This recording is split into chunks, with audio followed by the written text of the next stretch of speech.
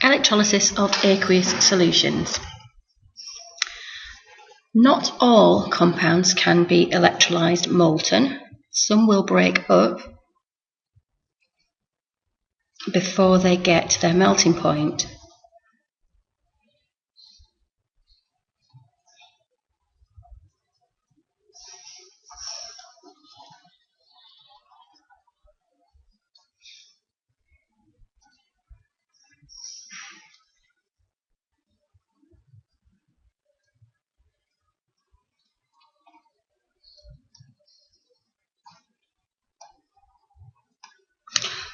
For example, copper carbonate will undergo thermal decomposition before it will get to its melting point.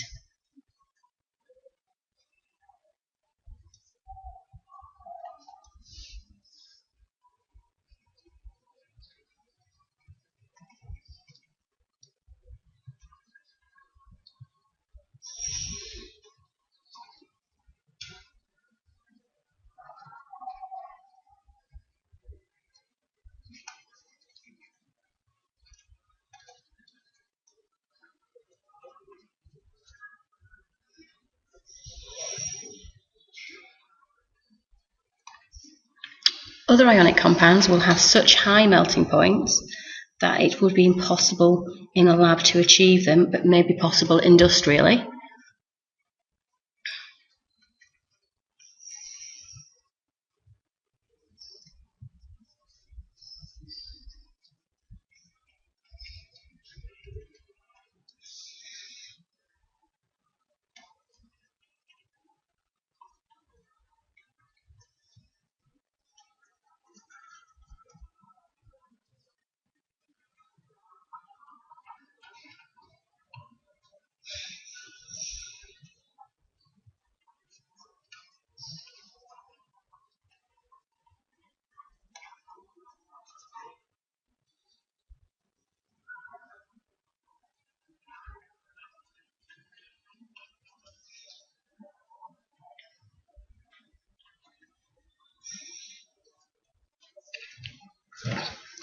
For example, with this one, sodium chloride has a melting point of 801 degrees Celsius.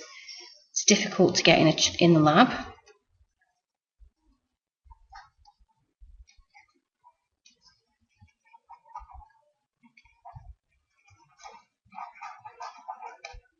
However, it is carried out industrially.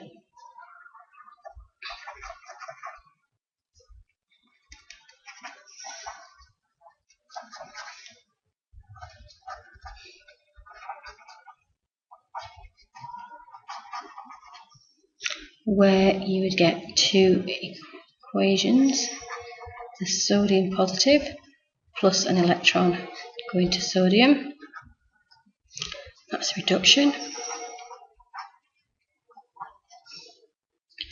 and two Cl minuses going to chlorine gas, that's two electrons, and that's an oxidation.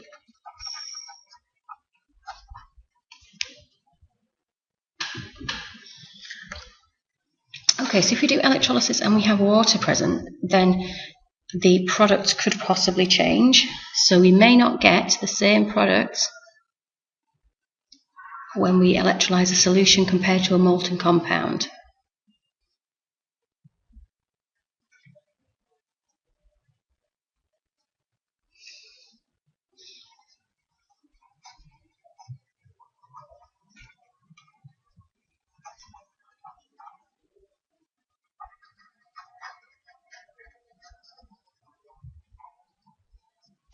And that's because the nature of the water. Water itself is a weak electrolyte.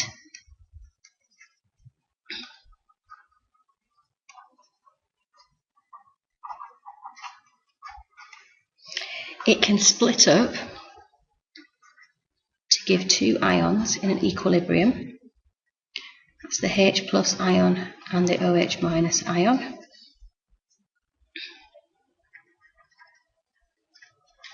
So it splits into ions. For solutions, we need to consider these ions as well.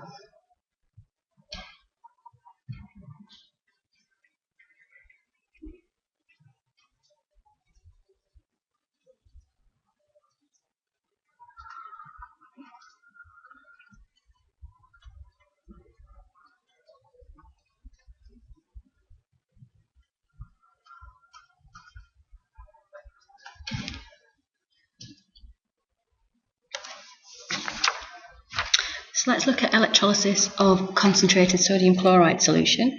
So draw a quick diagram here. I'm sure you can do this neater than I am. So here's our cell, and here are our electrodes.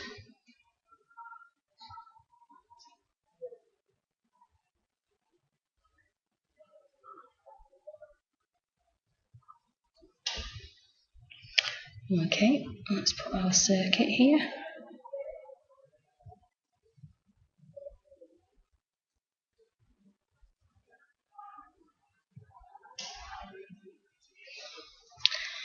Here's our solution that's electrolyzed, and because the products are gases, then we collect those in tubes above here, and at the anode we have chlorine gas produced, and at the cathode we have hydrogen gas produced. So our observations would be that we get gases collecting in the test tubes,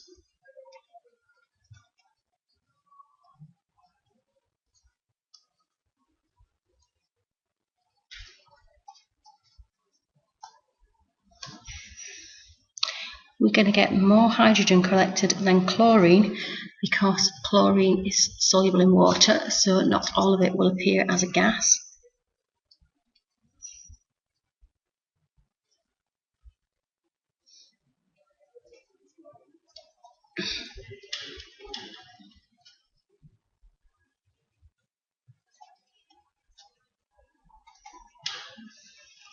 The chlorine can be identified by its distinctive smell.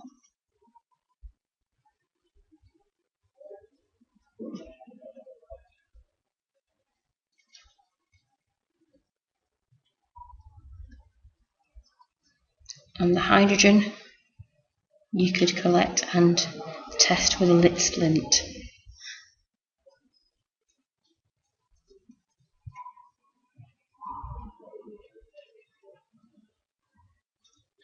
The positive test for that would give a squeaky pop.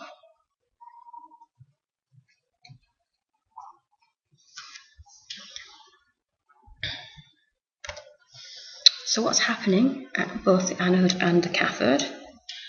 At the cathode you have the solution containing H+ ions and sodium plus ions. In this case the hydrogen gets discharged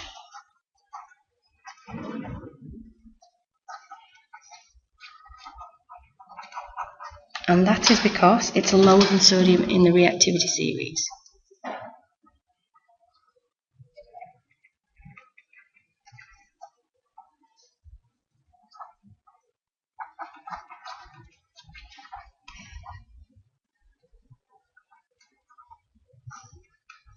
It's much easier to persuade the H+ ion to take an electron than it is to persuade the sodium ion.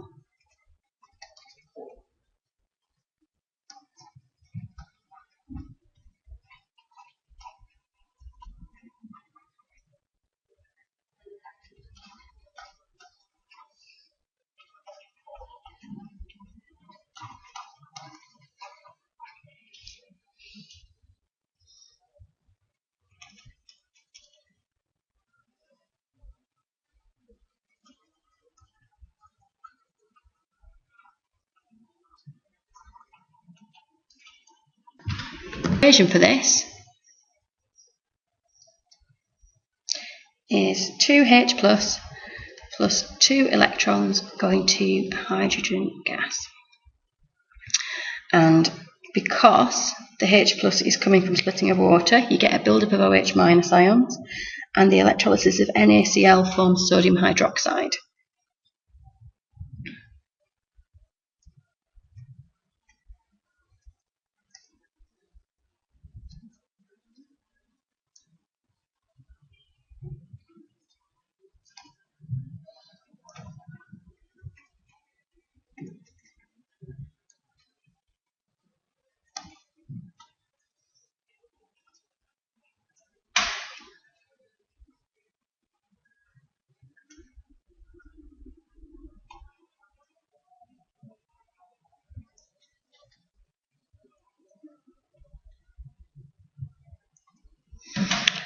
Okay, so moving on to the anode. This is still relatively simple, and it's the same as what would happen if it was molten.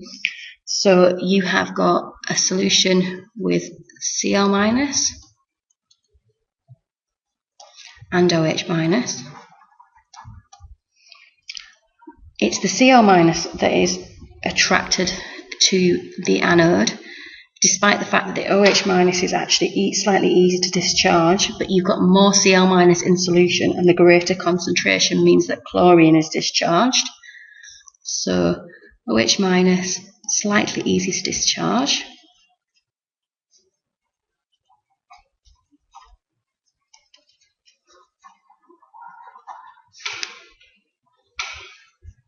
And then Cl minus. But greater concentration of Cl minus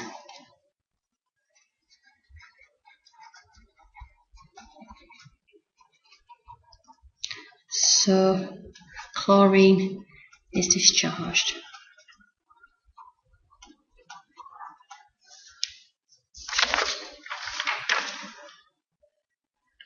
So what happens if the sodium chloride solution is diluted?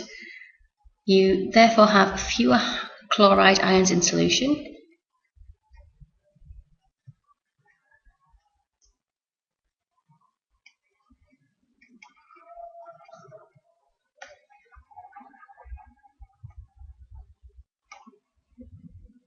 So therefore we make a different product at the anode.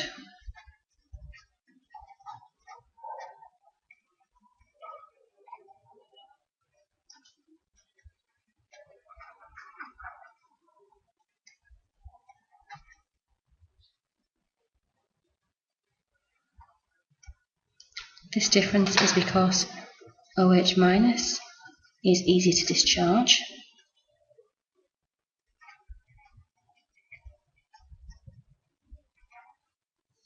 and now it's in greater concentration compared to the Cl minus.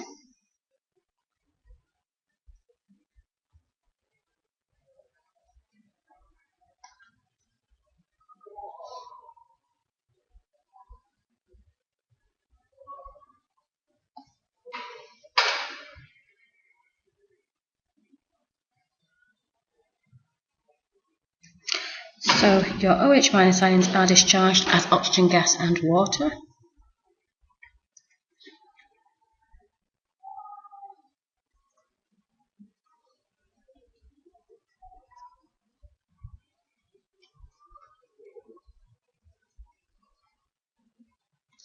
The equation for this. Start off with our OH minus, and it's going to water and oxygen. That's not balanced, so what we need to do is have 4 OH minuses. That gives us 2 H2Os. We've now got 4 negative charges on the left hand side and no negative charges on the right hand side, so we have to balance that with 4 electrons.